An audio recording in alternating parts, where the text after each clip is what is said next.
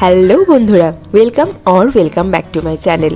তোমরা সবাই কেমন আছো? আশা করছি খুব ভালো আছো।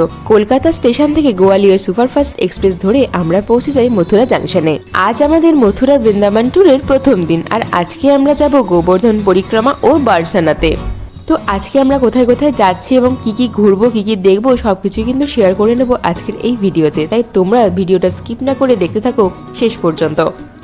অটো করে আমরা এবার যাব হোটেলে গিয়ে তোমাদের বাকি ডেসক্রিপশানে অবশ্যই দিয়ে দেবো কোথায় থাকছি এবং কত ভাড়া নিচ্ছে সবটাই তোমাদের জানাবো। আমাদের হোটেল ছিল মথুরা বাস স্ট্যান্ডের একদম কাছেই, তাই আমরা মথুরা স্টেশন থেকে একটা অটো বুক করে চলে যাই আমাদের হোটেলে। আর হোটেলে গিয়ে খাবার খেয়ে তাড়াতাড়ি রেডি হয়ে বেরিয়ে পড়ি আজকে আমাদের গোবর্ধন পরিক্রমা ও বারসানা ভ্রমণে। আমরা রেডি হয়ে বেরিয়ে পড়েছি। হোটেলের ডিটেলস তোমাদেরকে সব দেবো আস্তে আস্তে, ভিডিওটা পুরোটা দেখতে থাকো। আর আমরা ফার্স্টে এখন যাচ্ছি গোবর্ধন, তো সেখান থেকে কোথায় কোথায় যাই সবটা তোমাদের সাথে শেয়ার করব, দেখতে থাকো। মথুরা থেকে আমরা একটা গাড়ি বুক করে নিয়েছি, যেটা আমাদের গোবর্ধন পরিক্রমা স্টার্টিং পয়েন্টে নিয়ে যাবে এবং বারসানা ঘোরাবে। তো এটা নিয়েছিল আমাদের কাছ থেকে 2000 টাকা। এই যে দেখো মহাদেবের মূর্তিটা রয়েছে, এটা হলো মথুরাতে নবনির্মিত চারধাম মন্দির। গোবর্ধনে আমরা যে গাড়িতে করে এসেছিলাম সেই গাড়ি থেকে নেমে এখন একটা জায়গায় পয়েন্টে আমাদের নামিয়ে দিয়েছে, সেখান থেকে আমরা অটো করেছি। তো অটোতে আমাদের দুটো গাড়ি ভাড়া করেছি, তো সেটা দুটো ভাড়া পড়েছে 1500 টাকা। সেটাতে করে এখন আমরা যাচ্ছি গোবর্ধন পর্বত পরিক্রমা করতে। এবার আমরা শুরু করব আমাদের গোবর্ধন পরিক্রমা। রাস্তার সাইডে যে পাকা ফুটপাত করা রয়েছে, এটাই হলো পায়ে হেঁটে গোবর্ধন পরিক্রমা করার পথ। বহু মানুষ কিন্তু এখনো পায়ে হেঁটেই তাদের গোবর্ধন পরিক্রমা সম্পন্ন করে থাকেন। এখন আমরা চলে এসেছি ফার্স্ট কুসুম সরোবর। এটা পুরো জায়গাটা তোমাদের ঘুরে দেখাই। এই হলো কুসুম সরোবর। কুসুম শব্দটির মানে হলো ফুল। আগে এই সরোবরের চারিপাশে কিন্তু প্রচুর কদম গাছ ছিল, আর সেখানে রাধারানী ফুল কুড়োতে আসতেন আর এই সরোবরের জলে স্নান করতেন। এই কুসুম সরোবরের জলকে কিন্তু পবিত্র বলেই মনে করা হয়ে থাকে। আর এখানকার স্থাপত্য শিল্প দেখো কতটা নিখুঁত, সত্যি এখানে এলে কিন্তু মন ভালো হয়ে যাবেই। এবার আমরা এখান থেকে বেরিয়ে চলে যাব গোবর্ধন পরিক্রমার পথেই যে প্রাচীন মন্দির পড়বে সেইখানে।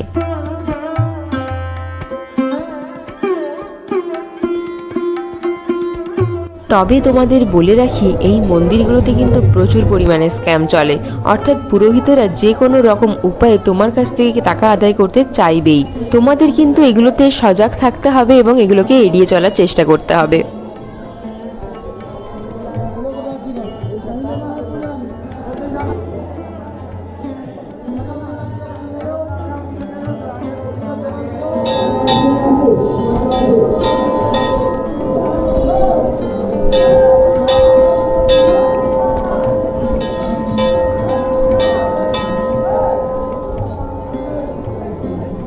এরপরে আমরা চলে যাই মানসীগঙ্গা মন্দিরে।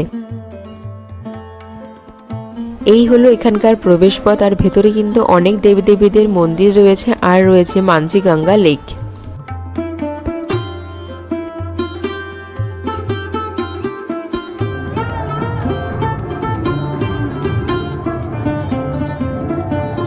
এই লেককে এখানকার মানুষেরা বেশ পবিত্র বলেই মনে করে থাকেন, আর মনে করেন যে এখানে স্নান করলে সমস্ত পাপ ধুয়ে যায়।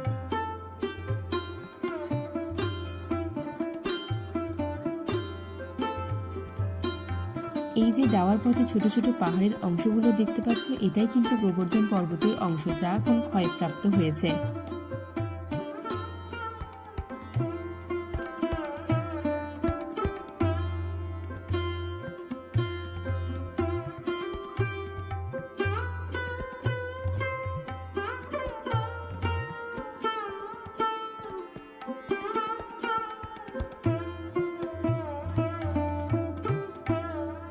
এরপরে আমরা চলে এসেছি শঙ্করসান কুণ্ড। এখানকার পরিবেশ কিন্তু বেশ ভালো, বেশ সুন্দর, পরিষ্কার পরিচ্ছন্ন লেক রয়েছে।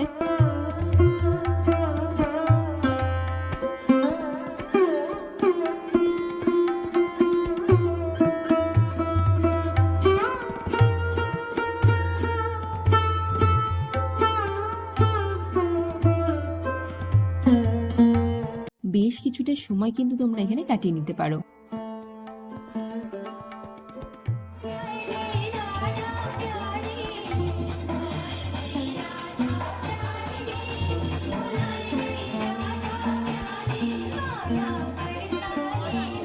রাস্তায় যেতে যেতে পথে পড়বে আরো বেশ কিছু মন্দির, সেগুলোও আমরা দর্শন করে নিয়েছিলাম।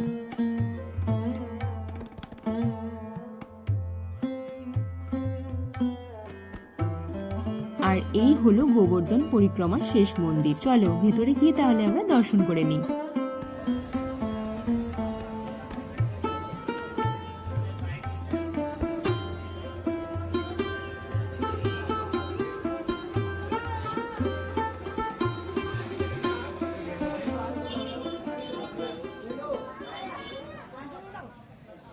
এখানে গোমাতা সেবা করা যায়, শাকসবজি বিক্রি হচ্ছে গরুদেরকে খাওয়ানোর জন্য, তোমরা সেগুলো করতে পারো। আর এই যে এখানে একটা গরুকে খাওয়াতে গিয়ে আরেকটা গরু এসে পেছন থেকে গুঁতো দিচ্ছে। তো আমাদের গোবর্ধন পরিক্রমা এখানেই শেষ, আর এরপরে আমরা যাচ্ছি যেখান থেকে টোটো বুক করেছিলাম সেই পয়েন্টে। তো সেখানে একটা চায়ের দোকান থেকে চা খেলাম, 10 টাকা নিল, বেশ ভালো ছিল চাটা। আর আবার আমরা গাড়িতে উঠে বসেছি। আর কোথায় যাচ্ছি কেউ কি বুঝতে পারছো? হ্যাঁ, আমরা যাচ্ছি এবার রাধারানীর জন্মস্থান বারসানাতে। দুপুর বেশ অনেকটাই হয়েছে আর আমাদেরও কিছু খাওয়া হয়নি, তাই আমাদের ড্রাইভার দাদা একটা রেস্টুরেন্ট থেকে গাড়ি দাঁড় করালেন। রেস্টুরেন্টের নাম শ্রীজি ফ্যামিলি রেস্টুরেন্ট, যেটা বারসানা যাওয়ার রাস্তাতেই পড়বে। সবার আমাদের খুব খিদে পেয়েছে, আমরা বসে পড়েছি টেবিলে, আর তার সাথে কিন্তু গল্পও জুড়ে দিয়েছি। তো আমরা অর্ডার করেছিলাম প্লেন থালি, যেটার মধ্যে ছিল স্যালাড, 4 পিস ঘি মাখানো রুটি, রাইস, বুন্দি রায়তা, মাটার পনির আর ডাল। আর এটার দাম নিয়েছিল 120 টাকা পার প্লেট। আর এটার কোয়ালিটি কিন্তু বেশ ভালো ছিল, আমার খুব ভালো লেগেছে। খাওয়া হয়ে যেতেই দেরি না করে আমরা রওনা দিলাম বারসানার পথে। অনেকেই মথুরা বৃন্দাবন ট্যুর করে থাকেন, কিন্তু বারসানাকে বাদ রেখে দেন। আমি বলবো অবশ্যই অবশ্যই রাধারানীর জন্মস্থান বারসানায় এসে একবার ঘুরে যান। বারসানা না ঘুরলে মথুরা বৃন্দাবন ট্যুরটাই কিন্তু বৃথা হয়ে যায়। যদিও ভাগ্যে না থাকলে বা রাধারানী না ডাকলে বারসানা ঘোরা বোধহয় কপালে থাকে না। বারসানাতে রাধারানীর মন্দির একটি পাহাড়ের উপরে অবস্থিত। এখানে তোমরা হেঁটেও উঠতে পারো আর রোপওয়েরও ব্যবস্থা রয়েছে। তবে আমরা হাঁটা পথটাকেই বেছে নিয়েছিলাম। হাঁটা পথও দুটো রয়েছে, আর রোপওয়ের কাছ থেকে যে হাঁটা পথটা শুরু হচ্ছে সেটাই কিন্তু আমরা বেছে নিয়েছিলাম।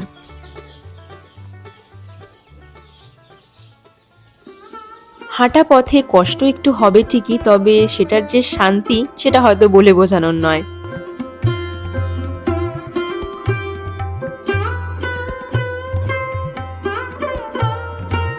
আমরাও এই রাস্তার সৌন্দর্য উপভোগ করতে করতে আস্তে আস্তে উপরে উঠতে থাকলাম। মাঝে মধ্যে একটু রেস্টও নিয়ে নিলাম। আবার দেখা হলো বেশ কিছু সাধু সন্ন্যাসীদের সাথে, তাদের সাথেও কিছুটা কথা বলে সময় কাটিয়ে নিলাম।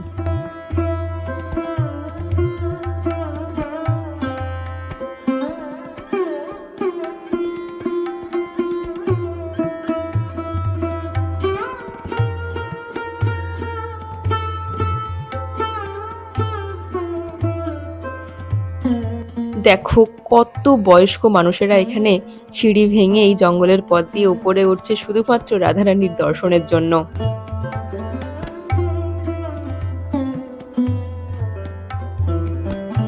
আর এই যে আমরা কিন্তু উপরে উঠে গেছি, এবার আমাদের জুতোর কাউন্টারে জুতো খুলে রেখে ভেতরে যেতে হবে।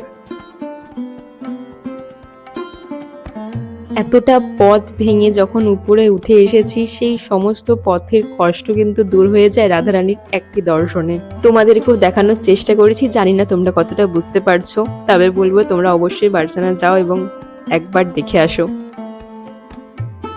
আর এই যে পাহাড়ের উপর থেকে পুরো শহরটাকে ঠিক এই রকম লাগে। আর এই যে নীল রঙের যে জায়গাটা দেখতে পাচ্ছ, যে ঢাকা দেওয়া রয়েছে, এটাই কিন্তু আরেকটা হেঁটে আসার পথ। সূর্য প্রায় অস্তগামী, আর এরপর এখান থেকে নেমে আমরা যাব আরো একটি মন্দির। চলো দেখাই তোমাদের। চলে এসেছি কীর্তি মন্দির। এই হলো কীর্তি মন্দিরের গেট। আর সন্ধ্যেবেলায় এখানকার সৌন্দর্য কিন্তু আলাদাই।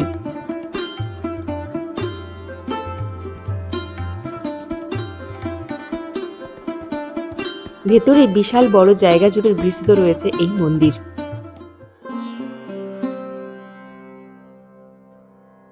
এই যে রাত্রে কীর্তি মন্দিরের সৌন্দর্য কত সুন্দর দেখতে লাগছে দেখো।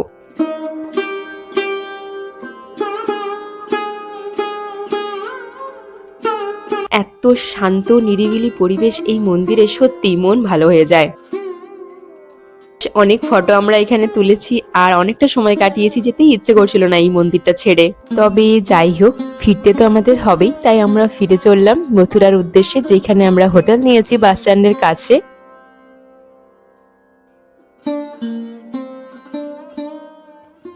আমরা ছিলাম মথুরা বাস স্ট্যান্ডের কাছে ভোলে গেস্ট হাউসে, যেটা আগরওয়াল ভোজনালয়ের একদম অপোজিটেই। প্রত্যেকটি রুমের ভাড়া পড়েছিল 1000 টাকা করে। রুমের কন্ডিশন খুব একটা ভালো না হলেও অ্যাভারেজ ছিল।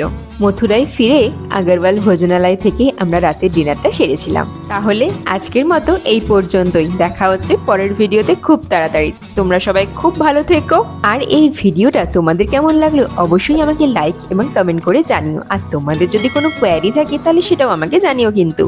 তাহলে আজকের মতো টাটা।